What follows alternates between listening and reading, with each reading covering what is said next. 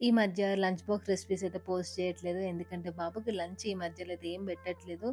Half day schools ఉంటున్నవి గదా! So, అందుకే ఇంకా బ్రేక్‌ఫాస్ట్ లాగానే బాక్సెస్ అయితే పెట్టేస్తున్నాను. అయితే బాబు ఈరోజు అడిగి మరీ చేయించుకున్నాడు క్యారెట్ ఆలూ కర్రీ. లంచ్ బాక్స్‌లో అయితే నేను వాడికి రెగ్యులర్‌గా చేసే కర్రీ. సో, అడిగిండు గదా! అనేసి ఇంటికొచ్చేవరకి కొంచెం ఇది చేసి పెడదాం అనేసి అయితే స్టార్ట్ చేస్తున్నాను. జస్ట్ 10 మినిట్స్‌లో అయిపోతది. ఏం లేదు.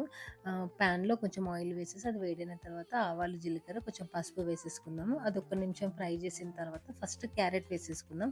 ఎందుకంటే క్యారెట్ ఉడకడానికి కొంచెం టైం పడతది కదా! సో, ఫస్ట్ క్యారెట్ వేసేసి దాన్ని ఒక 5 నిమిషాలు ఫ్రై చేసుకున్న తర్వాత కట్ చేసుకున్న ఆలు గూడా వేసేసి సాల్ట్, కారం, ధనియాల పొడి, ఇంకా కరివేపాకు పొడి వేసేసి మంచిగా కలిపేసేసుకొని మూత పెట్టేసుకుందాం. తర్వాత ఉడికిన తర్వాత మనం స్టవ్ ఆఫ్ చేసేసుకుంటే మన ఆలు క్యారెట్ కర్రీ అనేది రెడీ అయినట్టే.